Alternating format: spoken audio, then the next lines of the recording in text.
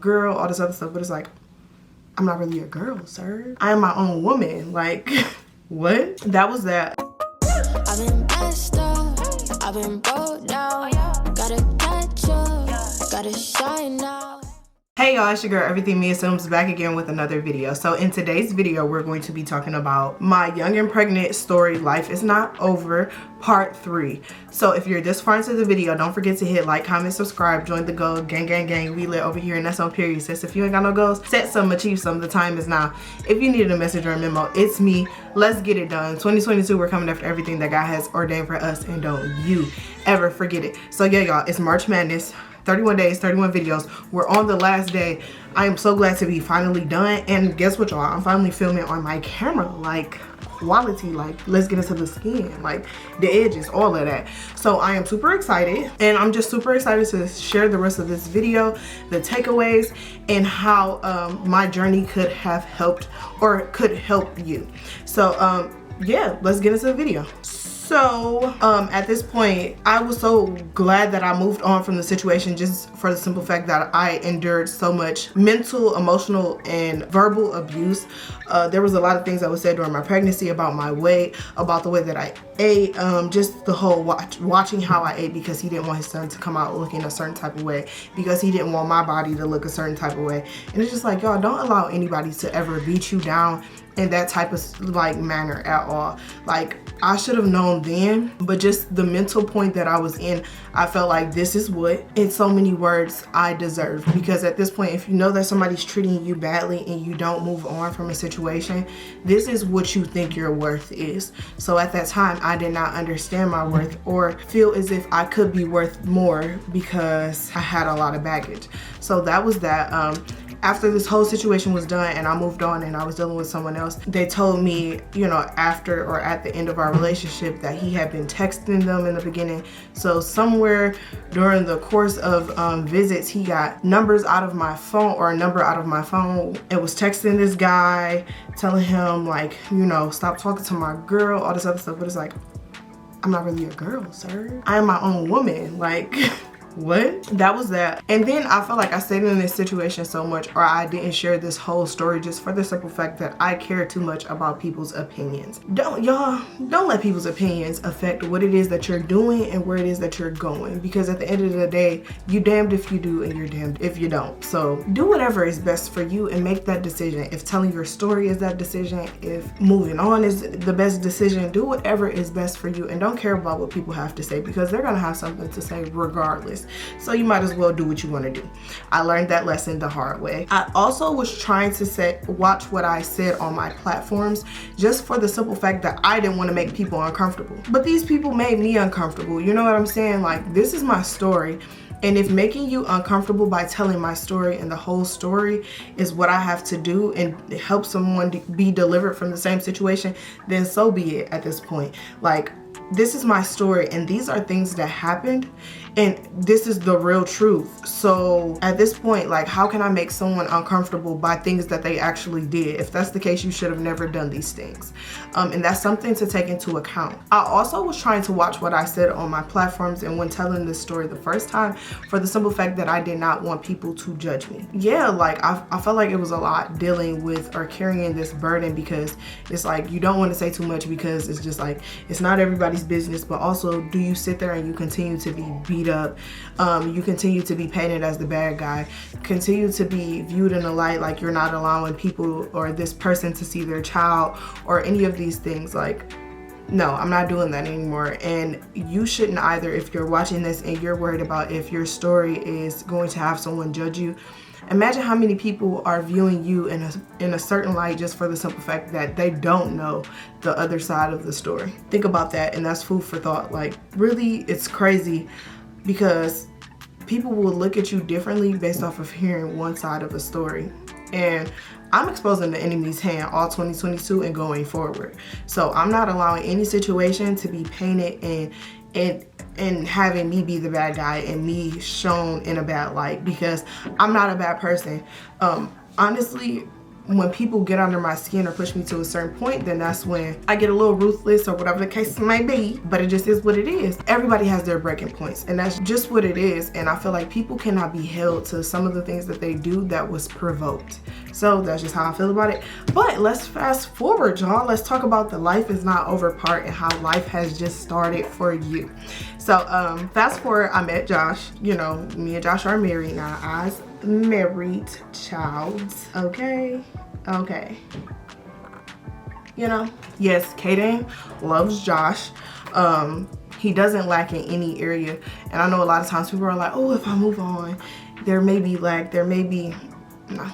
He doesn't lack in any area.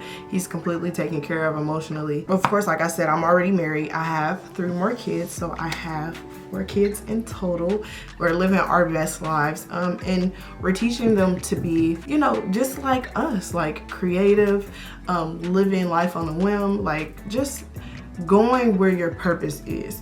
And I'm flourishing in life. My business is doing well. I just upgraded my whole setup, and I feel like now I can finally do what it is that, you know, I want to do with my social media. Not like now, like guys, life is good. Life is great. So don't allow this whole situation that you're going through to hold you back, because there's more on the other side. Okay, more on the other side. But takeaways from the situation.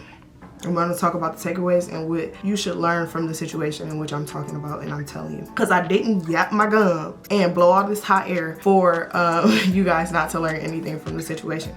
So takeaway number 1, do not ignore the signs. Like, if something is being portrayed a certain type of way, address it. Do not ignore the signs, and don't sweep anything under the rug, because that thing that you sweep under the rug may be the thing that causes you to leave later on.